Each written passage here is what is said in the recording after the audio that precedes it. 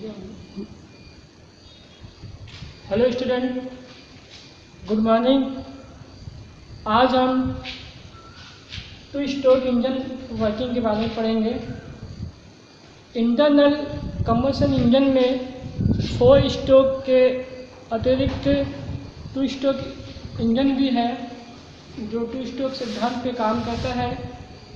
सन 1880 में sir डुगाल्ड Clark ने two stroke engine का आविष्कार किया था।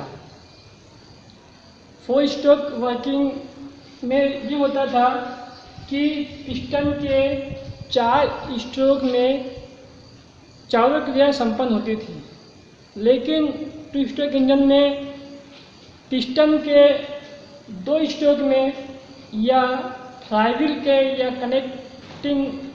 फ्लाईव्हील के या क्रैंक शाफ्ट के एक चक्कर में चारों क्रिया संपन्न होती है। हम इसमें देखते हैं वो चारों क्रिया कौन सी है। पहला है सक्शन, दूसरा है कंप्रेशन, तीसरा है पावर और चौथा है एग्जॉस्ट। ये जो चारों क्रियाएं हैं ये टू स्ट्रोक में यानी पिस्टन के 2 स्ट्रोक में ये चारों क्रियाएं जो है वो संपन्न होती है। क्योंकि हमको मालूम है कि इंजन में पावर प्राप्त करने के लिए या शक्ति प्राप्त करने के लिए हमको ये चारों क्रियाएं संपन्न कराना जरूरी होता है। इसमें जो 2 क्रियाएं जो होती हैं एक साथ होती है और ये 2 क्रियाएं जो है ये पिस्टन के एक स्ट्रोक में होता है, मतलब ये 2 स्ट्रोक में जो है ये चारों क्रियाएं संपन्न होती है। इसमें हम देखते हैं कि जो पिस्टन होता है ये यहाँ जो बना हुआ TDC और ये इसका DDC। पिस्टन जब TDC से DDC चलता है या DDC से DDC चलता है तो इसका एक स्ट्रोक माना जाता है। मतलब इस एक स्ट्रोक में जो क्रैंक शाफ्ट होती है ये आधा चक्कर घूमती है, यानी कि 180 अंश घूमती है। उसके बाद दूसरे स्ट्रोक में फिर इसका आधा चक्कर होता है और ये 180 अंश घूमती है, यानी अपन कह सकते हैं कि 360 अंश क्रैंक शाफ्ट के घूमने पर ये अपनी चारों क्रियाएं संपन्न करता है। ऐसे में हम देखते हैं स्टूडेंट कि पहला जो स्ट्रोक है वो अपवर्ड में देखते हैं। अपवर्ड स्ट्रोक पहला जो है ये अपवर्ड स्ट्रोक है। अपवर्ड स्ट्रोक में पिस्टन जो है वो BDC से TDC की ओर जाता है, BDC से TDC की ओर जाता है। इसमें 4 स्ट्रोक इंजन में जो वाल्व को चलाने के लिए असेंबलियां लगी हुई होती है, इसमें वो असेंबलियां लगी हुई नहीं होती है। इसमें जो है उसके स्थान पर पोर्ट बना दिया जाता है। देखेंगे इसका ये पहला पोर्ट जो है यह है एग्जॉस्ट पोर्ट। एग्जॉस्ट पोर्ट और दूसरा इसका पोर्ट है इनलेट पोर्ट और तीसरा पोर्ट यहाँ पे ये है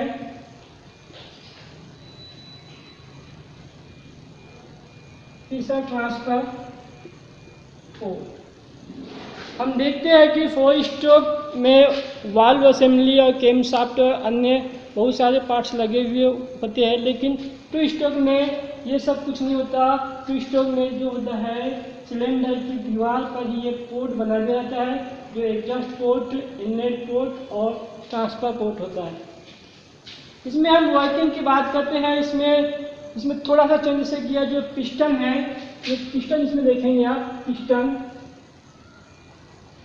पिस्टन जो है ये डोम टाइप बना हुआ है। इसमें क्वेश्चन ये भी बनता है जो स्टूडेंट की टू स्ट्रोक इंजन में किस प्रकार के पिस्टन इस्तेमाल होते हैं, तो अपन देखेंगे कि टू स्ट्रोक इंजन में डोम टाइप पिस्टन इस्तेमाल होते हैं। इसके और भी पार्ट्स हैं जैसे कनेक्टिंग रॉड,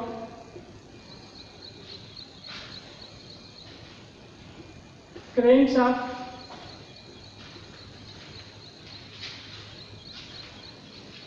अब इसमें अपवर्ड स्ट्रोक में कैसे काम करता है और क्या क्रिया होती है इसमें देखेंगे हम। अपवर्ड स्ट्रोक में होता यह है कि पिस्टन जो है वो बीडीसी से टीडीसी की ओर जाता है, मतलब ये ऊपर जाता है, बीडीसी से टीडीसी की ओर जाता है। तब हम यहाँ ये देखते हैं कि इसमें जैसे ये पिस्टन ऊपर की ओर जाता है, ये इसका इनलेट पोर्ट जो है वो खुल जाता है। इसका जो है वो ये इनलेट पोर्ट जो है वो खुल जाता है।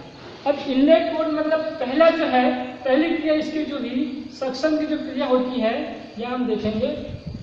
सक्शन स्ट्रोक मतलब पहली क्रिया जो है वो ये होती है कि जैसे ही पिस्टन ऊपर जाता है तब यह इनलेट पोर्ट खुल जाता है और फिर चार्ज जो है वो अंदर आता है, क्योंकि इसके ऊपर जाने से यहाँ पे वैक्यूम क्रिएट होता है। ये इंजन जो है ये एयर टाइट होता है, टू स्ट्रोक इंजन जो है वो एयर टाइट होता है। तो जैसे पिस्टन बीडीसी से टीडीसी की ओर जाता है तो यहाँ पे ये इनलेट पोर्ट खुल जाता है और इनलेट पोर्ट के खुलने से यहाँ वैक्यूम क्रिएट होता है और कार्बोरेटर के माध्यम से चार्ज जो है ये क्रैंक केस में पहुंच जाता है। देखेंगे आप यहाँ पर क्रैंक केस में ये चार्ज जो है वो पहुंच गए हैं, ठीक है। तो जैसे जैसे पिस्टन ये ऊपर जाएगा तब ये एग्जॉस्ट पोर्ट को और ये ट्रांसफर पोर्ट को, ये दोनों पोर्ट को भी बंद करते हुए यहाँ जो गत स्ट्रोक में जो चार्ज यहाँ आया हुआ था, इस चार्ज को कंप्रेस्ड करेगा यानी दबाएगा। मतलब इसका इसी स्ट्रोक में है ना, इसी स्ट्रोक में जो है कंप्रेशन की क्रिया जो है, कंप्रेशन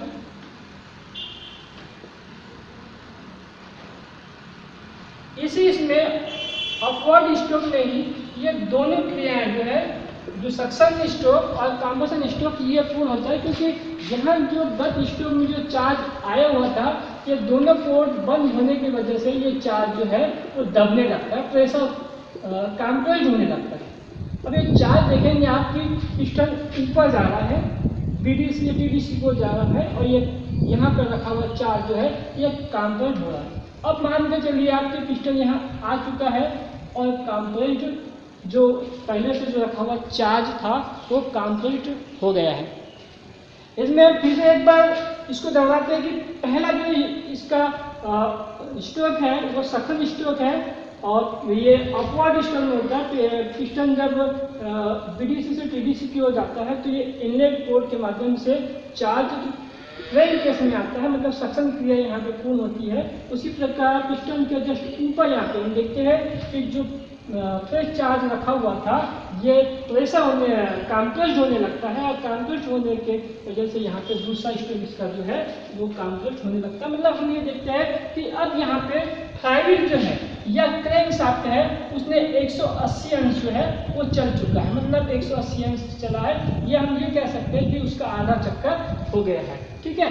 तो यहाँ पे पिस्टन का एक स्ट्रोक हुआ है, मतलब पहले जैसे अपन ये देखते हैं कि पिस्टन का एक स्ट्रोक हुआ है, क्रैंकशाफ्ट का आधा चक्कर हुआ है, फ्लाईव्हील का भी आधा चक्कर हुआ है, ठीक है।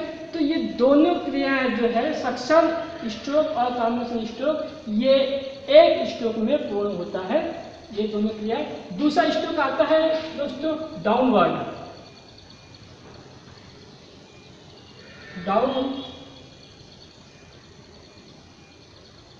Downward stroke.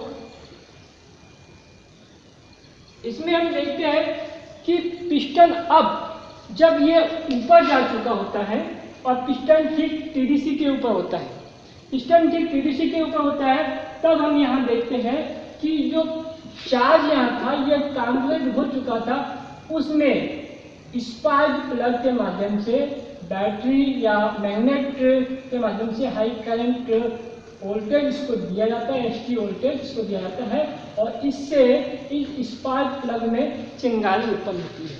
स्पार्क प्लग में चिंगारी उत्पन्न होने से यहाँ जो रखा हुआ चार्ज जो है वो जल जाता है, यहाँ चार्ज जल जाता है। अब चार्ज जलने से स्टूडेंट वो फैलता है, गैस के रूप में फैलता है और पिस्टन को धक्का लगता है। पिस्टन जो है ये टीडीसी से बीडीसी की ओर आने लगता है, मतलब डाउनवर्ड में आने लगता है। ठीक है, तो इसका पहला स्ट्रोक यहाँ पे हम देखते हैं, इसमें डाउनवर्ड का ये होता है पावर। ये पावर में हम देखते हैं पावर स्ट्रोक में कि पिस्टन जो है ये ऊपर से टीडीसी से बीडीसी की ओर नीचे आता है, क्योंकि यहाँ गैस फैलने लगती है। अब हम यहाँ देखते हैं कि इसके ऊपर हेड इसमें ऊपर जो है यहाँ पर पावर डेवलप होती है और पिस्टन जो है वो नीचे आता है। तो ये नीचे जो क्रैंक केस में रखा हुआ चार्ज है, इसकी कंडीशन क्या होती है हम ये देखते हैं। तो नीचे रखा हुआ चार्ज जो है, इस पे प्रेशर बनता है, दबाव बनता है। इस पे दबाव बनने की वजह से, क्योंकि पिस्टन नीचे आ रहा है, तो इसके दबाव बनने से क्या होता है कि ये यहाँ का जो रखा हुआ चार्ज है ये ऊपर की ओर उठने के लिए अपना रास्ता ढूंढता है। तब क्या काम होता है कि ये जैसे पिस्टन नीचे आता है, ये एग्जॉस्ट पोर्ट और ट्रांसफर पोर्ट ये दोनों खुल जाते हैं। मतलब पिस्टन नीचे आया तब ये जो इनलेट पोर्ट है, ये वाला पोर्ट जो है ये बंद हो जाता है, क्योंकि हमको इसमें ये भी ध्यान रखना है कि पोर्टों को खोलने और बंद करने का काम कौन करता है, पिस्टन करता है। तो जैसे पिस्टन नीचे आता है तो ये पोर्ट जो है, ये एग्जॉस्ट पोर्ट और ट्रांसफर पोर्ट ये खुलने लगता है। अब इसमें जो रखा हुआ चार्ज है, ये चार्ज ऊपर की ओर उठता है और जैसे ही ये पोर्ट खुलता है, ये जली हुई गैस जो है ये बाहर जाने लगती है। मतलब ये ट्रांसफर पोर्ट के माध्यम से जो फ्रेश चार्ज ऊपर जा रहा है, ये फ्रेश चार्ज ऊपर जा रहा है और यहाँ से जली हुई गैस को ढकेल रहा है। मतलब यहाँ पे इसके वेंजिंग की भी क्रियाएं होती है। इसके वेंजिंग की क्रिया में ये होता है कि यहाँ फ्रेश चार्ज अपना स्थान जो है वो लेता है और जली हुई गैस को बाहर निकालता है। मतलब ये एग्जॉस्ट पोर्ट के माध्यम से जली हुई गैस बाहर निकलती है। इसका मतलब ये हुआ कि एग्जॉस्ट स्ट्रोक जो है, इसमें दूसरा इसका एग्जॉस्ट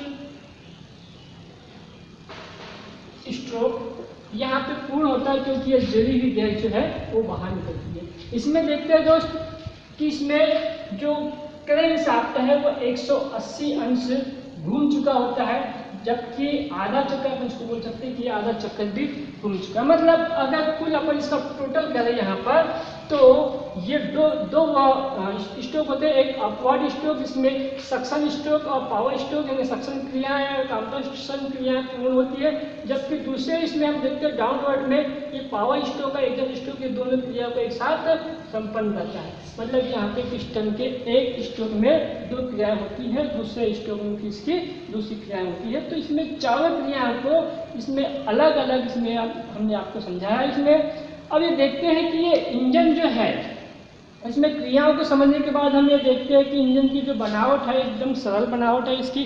4 स्ट्रोक के इंजन में थोड़ी किस बनावट जो है वो कठिन होती थी। आपको इसमें समझ में ये आ गया होगा कि जो दो क्रियाएं हैं किस प्रकार एक स्ट्रोक में संपन्न होती है और किस प्रकार से कार्य करती है, और जो जली हुई गैस है वो कैसे बाहर निकलती है। जैसे ही नीचे आता है, नीचे आने से क्या होता है कि यहाँ पे जो फ्रेश चार्ज है इस पर दबाव पड़ता है, दबाव की वजह से फ्रेश चार्ज ऊपर उठता है और इस एग्जॉस्ट पोर्ट और ट्रांसफर पोर्ट दोनों आमने सामने होते हैं। दोनों आमने सामने होने की वजह से क्या होता है कि जली हुई गैस जब इससे निकलती है तो ये जो फ्रेश चार्ज है उसको धक्का देने में मदद करती है, धक्का देकर उसको बाहर निकालती है। तो ये हुआ 2 स्ट्रोक इंजन की कार्यप्रणाली कैसे काम करता है। इसमें हम ये देखते हैं कि ये इंजन जो है ये छोटे इंजनों में इसका उपयोग किया गया। 2 स्ट्रोक इंजन जो है ये इंटरनल कम्बशन इंजन का एक प्रकार है। इसमें हम देखते हैं कि इसको छोटे इंजनों में इसका इस्तेमाल किया गया है। दूसरी चीज़ ये है इसमें कि वाटर जैकेट वगैरह इसमें नहीं होता। ये इंजन इसीलिए अधिकांश ये एयर कूल्ड होता है, हवाओं के माध्यम से इसको ठंडा किया जाता है। इसमें ज़्यादा पार्ट्स लगे हुए नहीं होते हैं, इसलिए ये इंजन जो है ये सस्ता आता है। इसमें फ्यूल की खपत जो है वो ज़्यादा होती है। फ्यूल की खपत ज़्यादा क्यों होती है हम आपको ये भी समझा देते हैं। क्योंकि क्या होता है जब ये एग्जॉस्ट स्ट्रोक के समय या डाउनवर्ड में जब पिस्टन टीडीसी से बीडीसी की ओर जाता है तब ये एग्जॉस्ट पोर्ट जो है वो खुल जाता है। तो ये ट्रांसफर पोर्ट के माध्यम से जो फ्रेश चार्ज आता है और जली हुई गैस जब बाहर निकलती है तो उस समय कुछ मात्रा में जो फेज चार्ज है वो भी बाहर निकल जाता है, इससे इसकी फ्यूल की खपत जो है वो बढ़ जाती है। इसमें हम देखते हैं कि इसको छोटे इंजनों में इस्तेमाल किया गया है। इसकी क्रैंक शाफ्ट की बनावट भी अलग है थोड़ी सी, और इसमें हम देखते हैं कि ये इंजन में पिस्टन की बनावट अलग होती है। तो ये इंजन जो है कुल मिला के हम ये देखते हैं स्टूडेंट की छोटे इंजन में इसका इस्तेमाल किया गया है, और ये इंजन जो है अभी बहुत कम इसका इस्तेमाल होता है, कुछ जगहों में इसका इस्तेमाल हो रहा है। तो आज के लिए इतना काफ़ी है। आगे हम फोन स्टोव के बारे में और टी स्टोव की दोनों में हम अंतर पढ़ेंगे। Thank you.